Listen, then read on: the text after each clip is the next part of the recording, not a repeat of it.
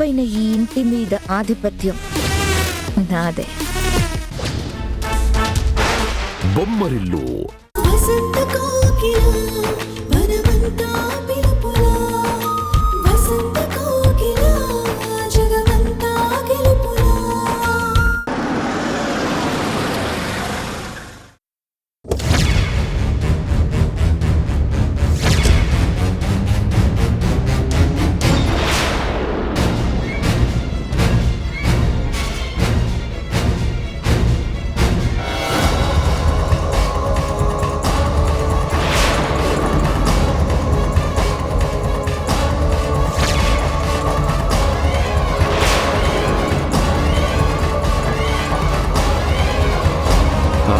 నానా, నేను ఫ్రెష్ అయ్యి వస్తాను.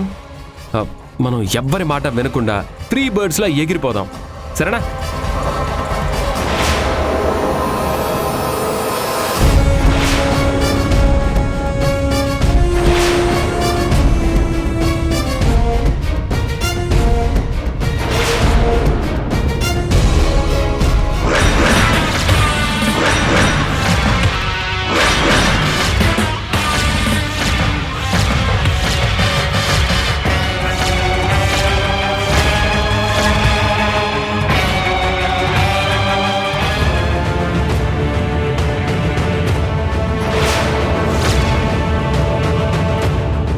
హాయ్ సంధ్య.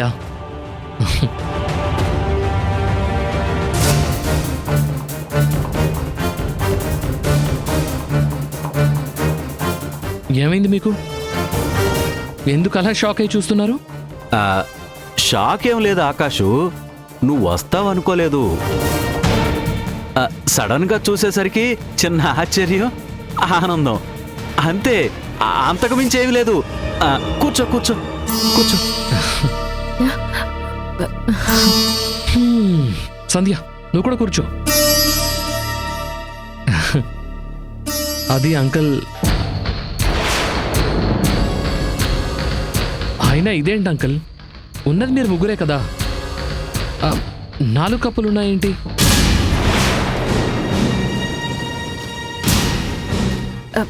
ఏమండి, ఫోన్ చేసినప్పుడు వస్తున్నానని చెప్పొచ్చు కదండి. ఆయన రావాలని నేను కూడా అనుకోలేదు. కాకపోతే మావయ్య తిరుపతి ప్రసాదం తీసుకొచ్చాడు, అది ఇచ్చి నేను నాతో పాటు తీసుకెళ్దామని వచ్చాను. ఆంటీ, తీసుకోండి. సంజయ్ సాయంకాలం వస్తుందిలే ఆకాషు. అంటే ఏంటి, నన్ను వెళ్ళిపోమంటున్నారా? అలా ఎందుకంటాం బాబు, అమ్మాయి మాతో కాసేపు ఉంటే బాగుంటుందన్న ఉద్దేశంతో చెప్పాను. సరే అంకుల్, మీ ఇష్టం, మీ అమ్మాయి ఇష్టం. ఎప్పుడు వస్తే అప్పుడే తీసుకెళ్తాను. నేను కూడా ఇంటికెళ్ళి చేసే పనేం లేదు కాబట్టి ఇక్కడే ఉంటాను.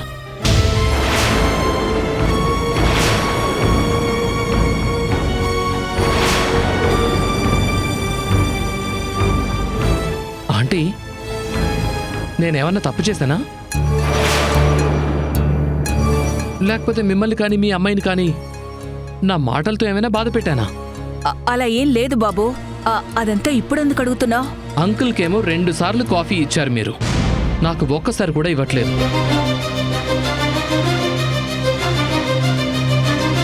కనీసం తాగుతావా అని కూడా అడగలేదు కదా, అందుకే డౌట్ వచ్చింది. ఆహా, అయ్యో నామతి మండా, మీ మాటలు వింటూ అలా ఉండిపోయాను బాబు. ఇప్పుడే వెళ్ళి తీసుకొస్తాను. ఎస్.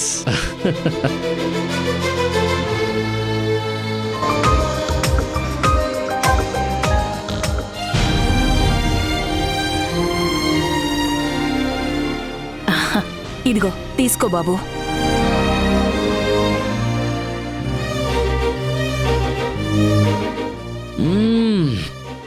Super coffee aunty. ఎన్నిసార్లు అయినా గానీ ఒకే టేస్ట్ భలే మెయింటైన్ చేస్తున్నారు. ఈ ఇంటికి రావడానికి మీ అందరితో పాటు ఈ కాఫీ కూడా ఒక కారణం.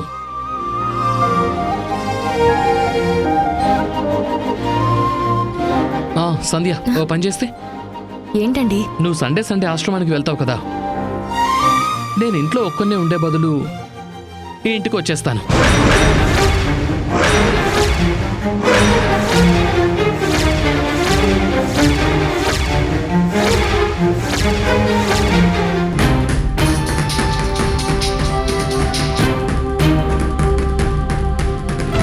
ఆంటీ ఇచ్చిన కాఫీ తాగుతూ అంకుల్తో చెస్ ఆడుకుంటూ సండేని ఫన్ డేగా మార్చేసుకుంటాను.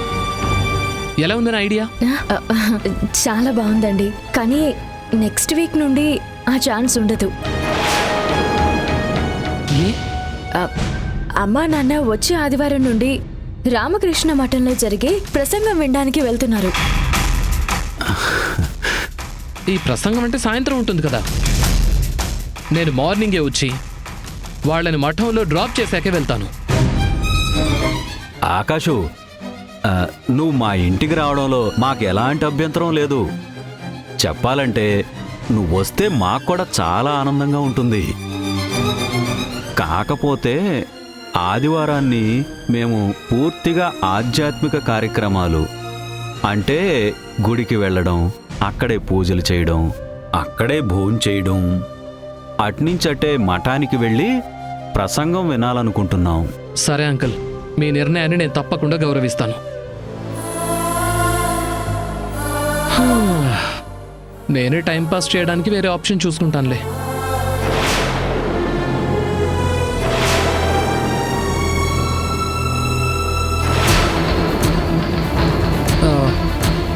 అరే సంధ్య, ఏంటి మనం వెళ్దామా నైట్ వరకు ఇక్కడే ఉందామా? నైట్ వరకునా? వెళ్దాం పదండి. విన్నారా? నేనే కాదు, నా వైఫ్ కూడా నన్ను వదిలి ఉండలేదు.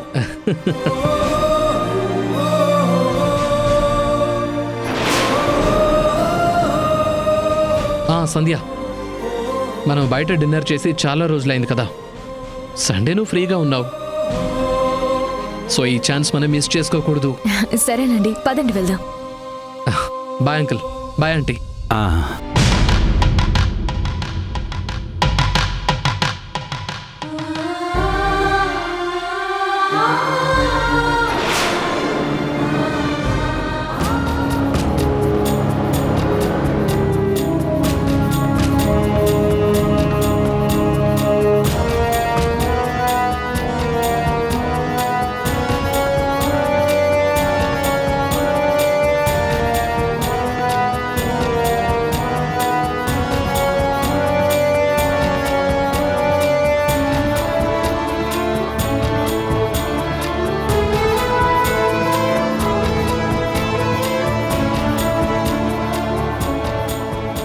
ఏం ఆలోచిస్తున్నావు సంధ్య? ఏంటి, నాతో రావడం నీకు ఇష్టం లేదా?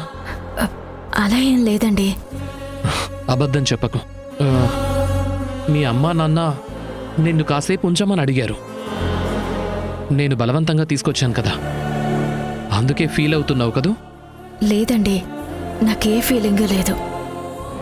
అయినా మీరు అడగడంలో బలవంతం ఏముందండి? ఎవరు ఏం చేసినా నా కోసమే కదా. ఒక్కోసారి ఇంత ప్రేమని తట్టుకోవడం నా వల్ల కావడం లేదు. ఆ విషయంలో మాత్రం నిజంగా నువ్వు చాలా లక్కీ సంధ్య.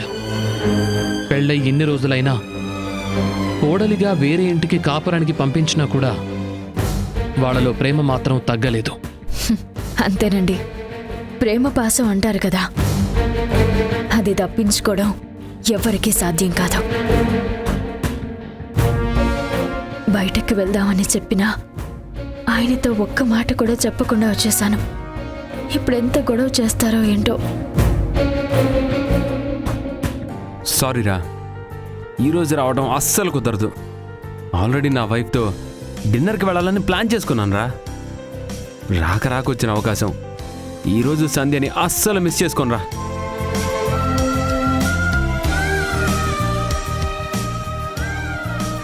సారీరా, ఖచ్చితంగా ఈరోజు సంధ్యతో వెళ్ళాల్సిందే. Bye bye bye bye.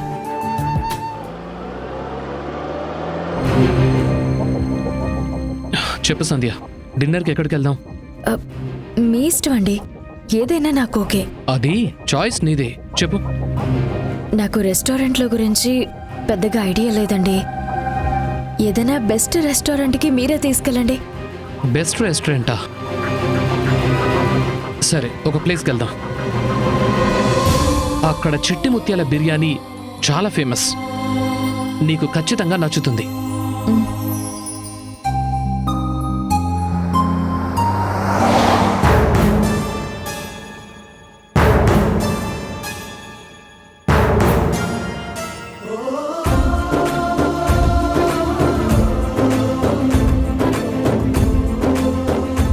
సంధ్య నేను రెడీ. సంధ్య ఎక్కడ నాన్న?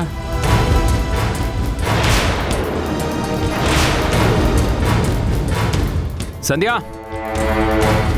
సంధ్య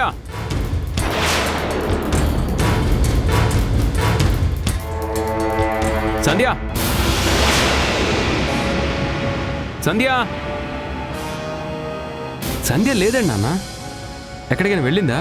తను వెళ్ళిపోయిందిరా.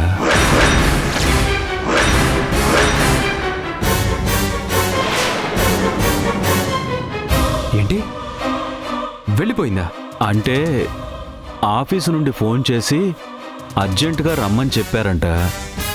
తనకి ఇష్టం లేకపోయినా పాపం వెళ్ళక తప్పలేదురా. నేను పైన ఉన్నాను కదా, ఒక్క మాట కూడా చెప్పడం తెలీదా?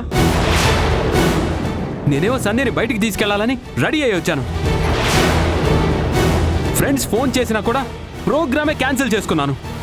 అలాంటిది ఇప్పుడు సంధ్య లేదు, వెళ్ళిపోయింది అంటే నాకెలా ఉంటుంది? సడన్గా ఫోన్ వచ్చేసరికి ఇంత సడన్ అయితే మాత్రం ఒక్క నిమిషం పైకొచ్చి చెప్పి వెళ్ళలేదా? నువ్వు రెస్ట్ తీసుకుంటావని చెప్పావంట కదా సూర్య, అందుకే రాలేదు. రెస్టే తీసుకుంటున్నాను, చెప్పడానికేంటి? చచ్చిపోలేదు కదా.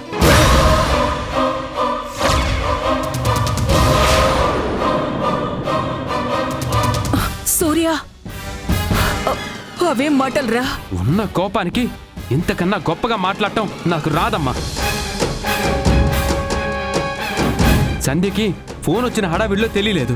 కనీసం మీరైనా వాటితో చెప్పి వెళ్ళాలని మీరు చెప్పాలి కదా. తనేం చేసినా కరెక్ట్, నేను క్వశ్చన్ చేస్తే మాత్రం తప్పు. అది కాదు నాన్న, మేము సంధ్యతో వద్దు నాన్న, ఇంకేం చెప్పద్దు. ఈ ఇంట్లో అసలు ఏం జరుగుతోందో నాకైతే అర్థం కావడం లేదు. 2 ఏళ్ల గ్యాప్లో మనుషులు మర్యాదలు ఇంతగా మారిపోతాయని నేను అస్సలు అనుకోలేదు. కొడుకు కన్నా మీకు కోడలే ఎక్కువైపోయింది. ప్రతి విషయంలోనూ నన్ను సపోర్ట్ చేయాల్సింది పోయి సంధ్య ఏం చేసినా జేజేలు కొడుతున్నారు. దగ్గరుండి మరి నాకు నచ్చని పనులు చేయిస్తున్నారు. మేమెప్పుడూ అలా అనుకోలేదు సూర్య. దయచేసి మీరేం మాట్లాడకండి.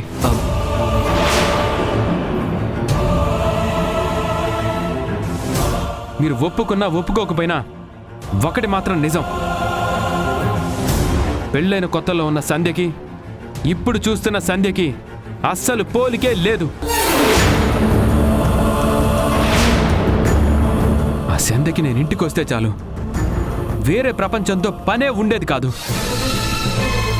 కానీ ఈ సంధ్యకి నేను పక్కనే ఉన్నా కూడా పనే ప్రధానమైపోయింది. ప్రేమగా ముట్టుకున్నా కూడా ఏదో పరాయి వాళ్ళ చూస్తుంది. నాకున్న రోగం గురించి ఆలోచిస్తుందో లేక వేరే కారణం ఉందో నాకైతే అర్థం కావట్లేదు. ఛ!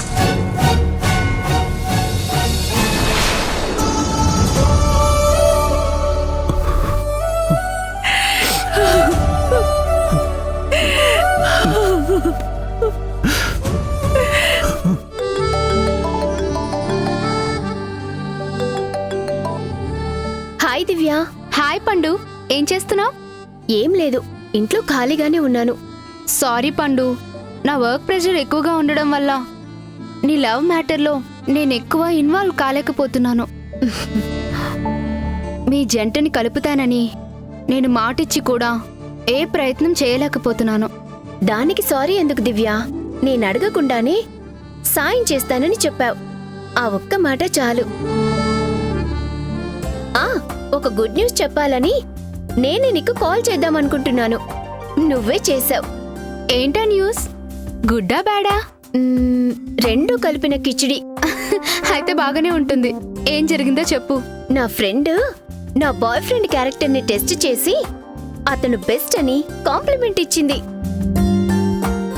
అదిచ్చిన సలహాతోనే నా బాయ్ ఫ్రెండ్కి డైరెక్ట్గా నా మనసులో మాటని చెప్పాలని నేను సిద్ధపడ్డాను. అవునా? చెప్పేశావా మరి? అంటే డైరెక్ట్గా చెబితే ఎలా అర్థం చేసుకుంటాడో అని ఇండైరెక్ట్ గా నా మనసులో ఒక మనిషి ఉన్నాడు, అతన్నే నేను ప్రేమిస్తున్నాను, పెళ్లి కూడా చేసుకుంటాను అని చెప్పాను. అతని అని పేరు చెప్పేలోపు ఆఫీస్ మీటింగ్ అని పారిపోయాడు. ఏంటి పారిపోయాడా? ఆ, నిజంగా మీటింగ్ ఉందంటావా, లేక ఇది కూడా ఏదైనా ఎస్కేప్ ప్లాన్ అంటావా? ఎస్కేప్ ప్లాన్ కాదులే, అతనికి కొంచెం మతిమరుపుంది. ఆఫీస్ పనులు మర్చిపోయొచ్చాడు, అందుకే వెళ్ళిపోయాడనుకుంటాను. ఓహో, మేడం గారు అప్పుడే సపోర్ట్ చేయడం కూడా స్టార్ట్ చేసేసారన్నమాట.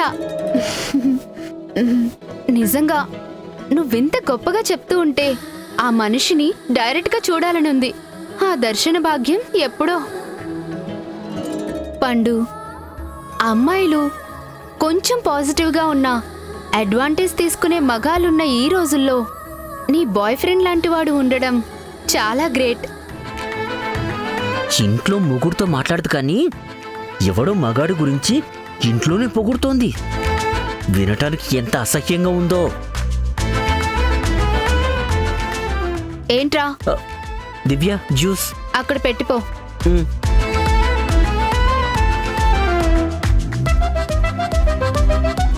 ఎవరు దివ్య? ఉన్నాడులే ఒకడు, నువ్వు చెప్పు. నేను కాదు, నువ్వే నా బాయ్ ఫ్రెండ్ గురించి చెప్తున్నావు. పండు, నా ప్రయత్నం మీద నువ్వు డిపెండ్ అవ్వకుండా నువ్విలా ప్రపోజ్ చేయడానికి సిద్ధపడ్డం చాలా బాగుంది. ఇదే కంటిన్యూ చేయి. షూర్ దివ్య, ఈసారి డైరెక్ట్ గా నా బాయ్ ఫ్రెండ్ తో మాట్లాడాలని నేను ఫిక్స్ అయ్యాను. నేను నిన్ను ప్రేమిస్తున్నాను, పెళ్లి చేసుకుంటాను, నువ్వు ఒప్పుకోకపోతే ప్రాణాలు తీసుకుంటాను అని నిజం చెప్పేస్తాను. అది అలా చెయ్యి, అప్పుడు చచ్చినట్టు ఒప్పుకుంటాడు. అంత నమ్మకంగా ఎలా చెప్తున్నావు? నీ బాయ్ ఫ్రెండ్ కొంచెం సెన్సిటివ్ మనిషి అని చెప్పావు కదా, అలాంటిది నువ్వు ప్రేమ కోసం ప్రాణాలు తీసుకుంటానని చెప్తే ఖచ్చితంగా ఒప్పుకుంటాడు. నీ ప్రేమని మనస్ఫూర్తిగా అర్థం చేసుకుంటాడు. థ్యాంక్ యూ సో మచ్ దివ్య, నా ప్రేమకి నీ మాటలతో కాన్ఫిడెన్స్ ఇచ్చినందుకు థ్యాంక్ యూ సో మచ్. మీ జంట ఒక్కటవ్వడమే నాకు కావాలి పండు. నెక్స్ట్ టైం గుడ్ న్యూస్తో కాల్ చేయి. షూర్ దివ్య, బాయ్.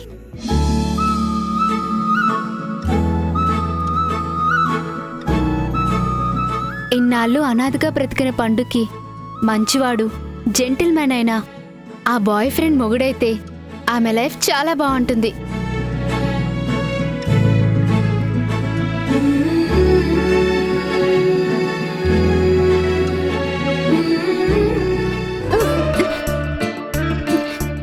జ్యూస్లో పంచదార వేయొద్దని ఎన్నిసార్లు చెప్పినా ఈ బాబ్జీ గాడికి బుద్ధి రాదు.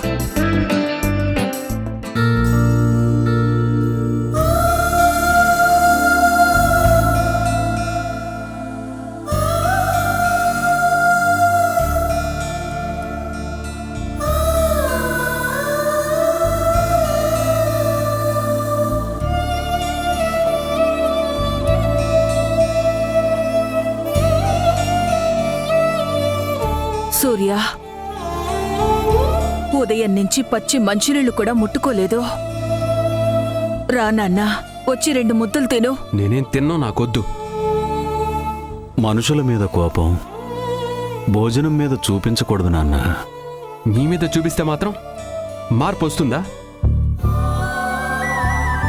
అందుకే నా మీద నేనే కోపం చూపించుకుంటున్నాను.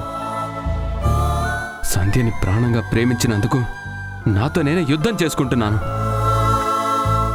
నాన్న సూర్య, మేం బ్రతికున్నంతకాలం నువ్వు ఒంటరివాడివి కాదురా.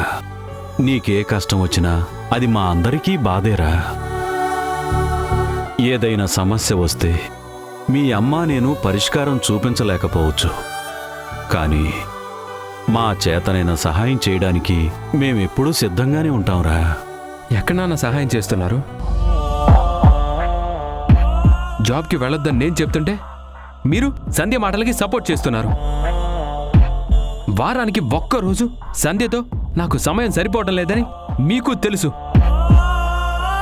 అయినా సరే మీరు మౌనంగా నిలబడతారు.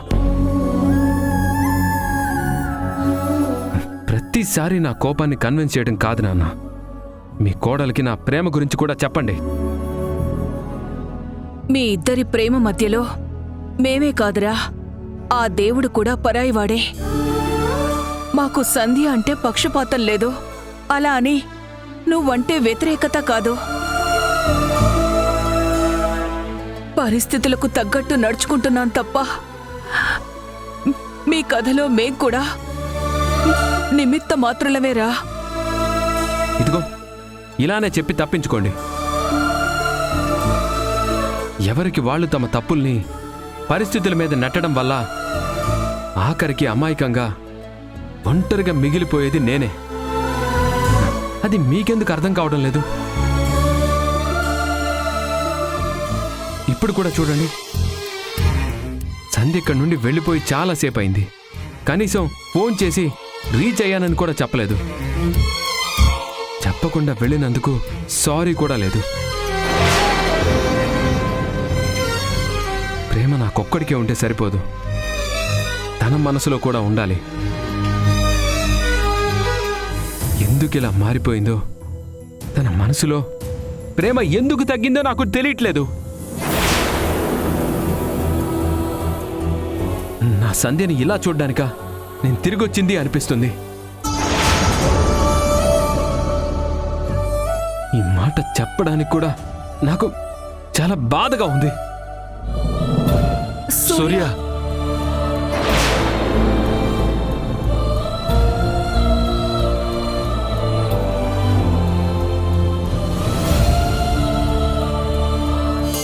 నీకన్నీ గుర్తున్నాయి కాబట్టి, కాదనవనే మాట కూడా ఇచ్చావు కాబట్టి కాన్సెప్ట్ చెప్తున్నాను, విను. ఓకేనా?